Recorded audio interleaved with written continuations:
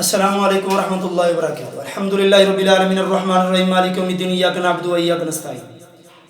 حضرت سامعین ناظرین، ایک بہن نے سوال کیا ہے کہ کیا یہ غیر محرم مرد اور عورت آپس میں باتیں کر سکتے ہیں کہ نہیں کر سکتے؟ حضرت سامعین ناظرین، اللہ رب العالمین نے قرآن کے اندر ارشاد فرمایا وَإِذَا سَأَلْتُمُوهُنَّ مَتَاعًا فَاسْأَلُوهُنَّ مِن وَرَاءِ حِجَابٍ۔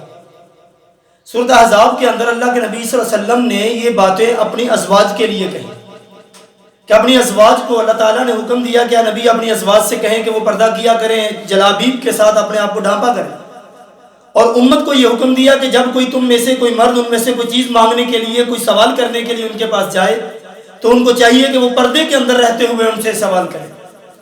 اس بات سے ایک بات تو یہ واضح ہوتی ہے کہ پردہ جو ہے وہ مرد اور عورت کے درمیان تو لازمی ہے، لیکن آج کل کے زمانے میں، آج کل کے دور میں ہم دیکھتے ہیں کہ نوجوان لڑکیاں اور لڑکے جو ہیں یا اسی عمر کے جو لوگ ہیں یہ آپس میں ایک دوسرے کے ساتھ بات چیت کرتے ہیں، اور بالخصوص ہمارے کالجز اور سکول اور یونیورسٹیز اس طرح کے اداروں میں یا آفس میں کے اندر یہ لوگوں کی آپس کے اندر بات چیت ہوتی ہے، اور پھر یہ بات چیت اس قدر ہوتی ہے کہ وہ موبائل کے ذریعے سے، واٹس ایپ کے ذریعے سے یا اس طرح سے سوشل میڈیا کے ذریعے سے لوگوں کی آپس میں چیٹنگ ہوتی ہے، باتیں کر رہے ہوتے ہیں میل اور فیمیل جو آپس میں غیر محرم ہیں۔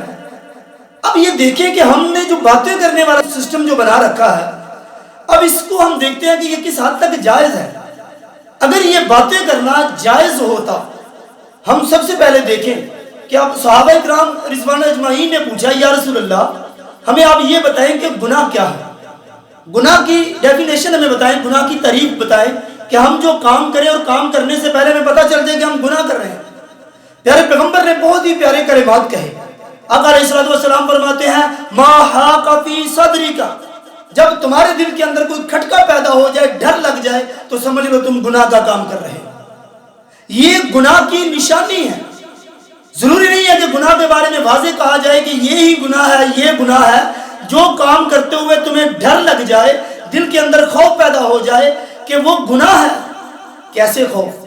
انسان اگر نماز پڑھتا ہے، انسان کو اپنے والدین سے خوف نہیں ہوتا، انسان کو اپنے بہن بھائیوں سے خوف نہیں ہوتا، ڈر نہیں ہوتا کہ کوئی مجھے دیکھ نہ لے کہیں۔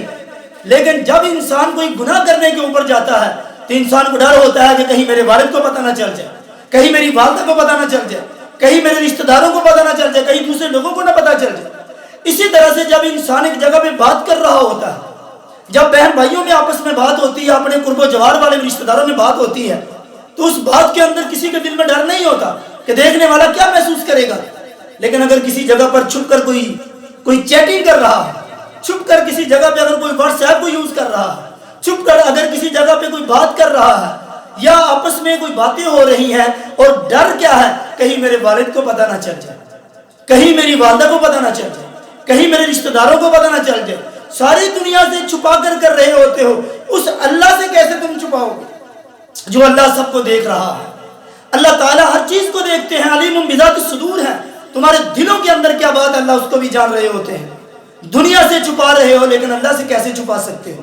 تو گویا کہ جب تم نے ڈر کر کوئی کام کیا، یہاں تک ہوتا ہے، یہاں تک بھی دیکھنے کو آتا ہے نوجوان لڑکے اور لڑکیاں جو ہیں بات چیت کرتے ہیں ایک دوسرے کے ساتھ، اور اپنے موبائلوں کو چھپا کر رکھا ہوتا ہے والدین سے، اپنے ذرائع کو چھپا کر رکھا ہوتا ہے کہیں والدین کو پتہ نہ چل جائے۔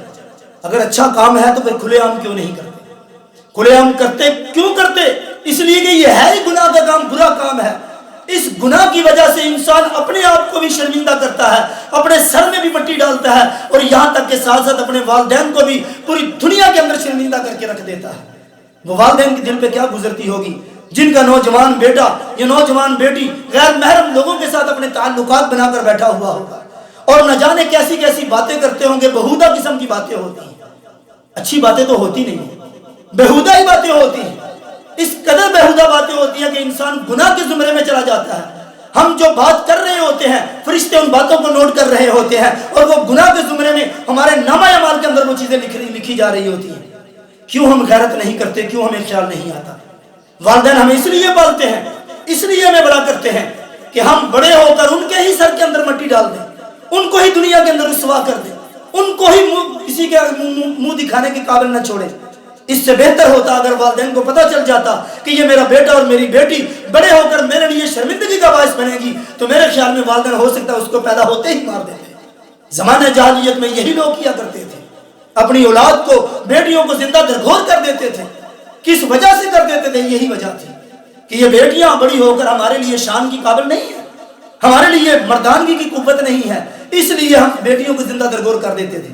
آج یہی بیٹی جب اس کو والدین نے کتنے نازوں سے پالا ہوتا ہے، کتنی محبت سے ان کو پالا ہوتا ہے، ماں کے وہ 9 ماہ دیکھو ذرا سوچو، جس طرح سے ماں نے آپ کو تکلیف کے ساتھ آپ کو سنبھالا ہوتا ہے، پھر سردی گرمی کا آپ کا خیال کیا ہوتا ہے، اپنے پیٹ کو کاٹ کر تمہاری ضروریات کو پورا کیا ہوتا ہے، اپنے پیٹ کے اندر نوالا نہیں اتارتے، تمہیں ہر طرح کی دنیا کی آسائش اور نعمتیں تمہیں دیتے ہیں، فَبِأَيِّ آلَاءِ رَبِّكُمَا تُكَذِّبَانِ، لیکن تم اس طرح کے بن جاتے ہیں، نوجوان ایسے بن جاتے ہیں، والدین کی قربانیوں کو بھول کر اللہ کی نعمتوں کو اس کو جھٹلانا شروع کر دیتے ہیں۔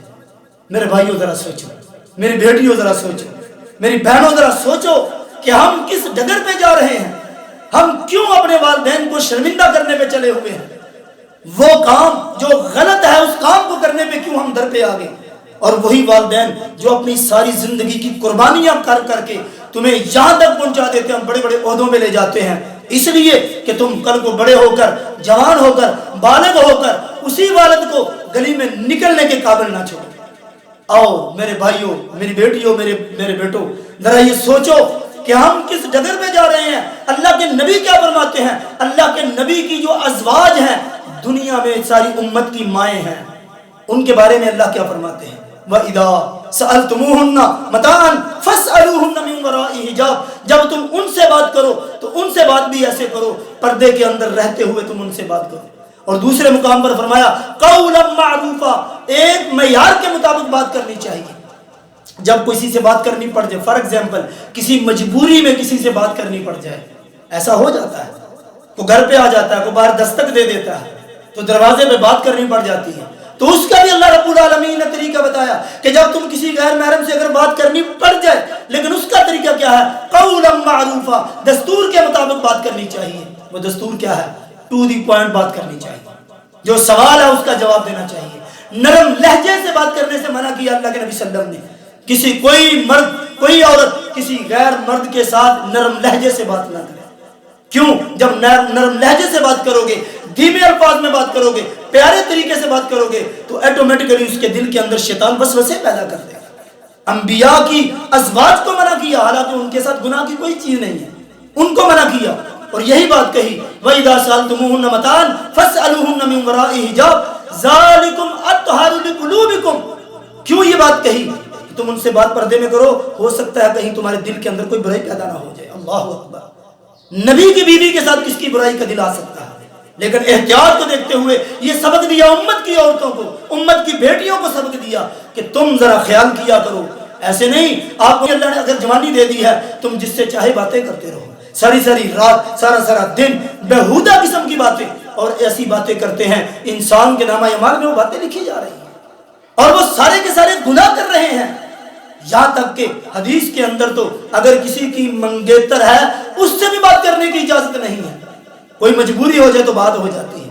عام روٹین میں کیسے ہمارا معاشرہ تو دیکھو، یونیورسٹیز میں جا کر دیکھ لو، اب تو یونیورسٹی سے باہر ماحول آ گیا ہے، نوجوان لڑکیاں اور لڑکے نکلتے ہیں بائک پہ، موٹر سائیکل پہ، مختلف ہوٹلز میں جا کر بات چیت کر رہے ہوتے ہیں، آپس میں بات چیت ہو رہی ہے، خط لکھے جا رہے ہیں، خط و کتابت ہو رہی ہے۔ اب یہاں تک کہ موبائل کے ذریعے سے نہ جانے کیسے کیسے لوگ، کیسے کیسے ذرائع کے ساتھ لوگ آپس میں تعلقات اور آپس میں دلوں کا اظہار کر رہے ہوتے ہیں، اور یہ دلوں کا اظہار نہیں ہے، حقیقت میں شیطانی وسوسے ہیں، شیطان نے ذہن کو مفلوج کر کے رکھ دیا ہے۔ ہم نے مشرکین کے طریقے کو بنا لیا، گناہ گاروں کے طریقے کو بنا لیا۔ مسلمان ہو، مسلمان بن کر رہو، اسلام ہمیں کیا کہتا ہے؟ یہ اجازت دیتا ہے۔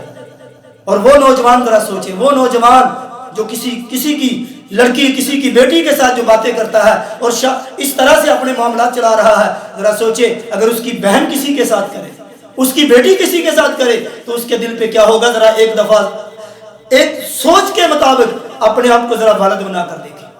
اس لیے میری بیٹیوں سے، میری بہنوں سے، میرے بھائیوں سے، میرے بیٹوں سے میری درخواست ہے کہ یہ جو معاشرے کے اندر برائی پھیلی ہوئی ہے، اللہ نے اگر آپ کو نعمت دی ہے موبائل، اس کو غلط استعمال مت کریں، اس کو صحیح استعمال کریں. اور یہ اللہ نے اگر نعمت دی ہے اس کو صحیح استعمال لے کر آؤ. اپنے والدین کی عزت کا خیال کرو, اپنے گھر والوں کی عزت کا خیال کرو, سب سے بڑی بات اپنی عزت کا خیال کرو. اللہ رب العالمین فرماتے ہیں ان المسلمین والمسلمات والمؤمنین والمؤمنات والقانتین والقانتات والقانتات. اللہ تعالیٰ نے قرآن کے اندر اچھے لوگوں کے لیے اچھی عورتوں کا انتخاب کر دیا ہے, بری عورتوں کے لیے برے مردوں کا انتخاب کیا. اس لیے اچھے بن جاؤ, اللہ سے توبہ کرو, اللہ تعالیٰ کے سامنے دعائیں کریں, گڑ گڑائیں, معافی مانگیں.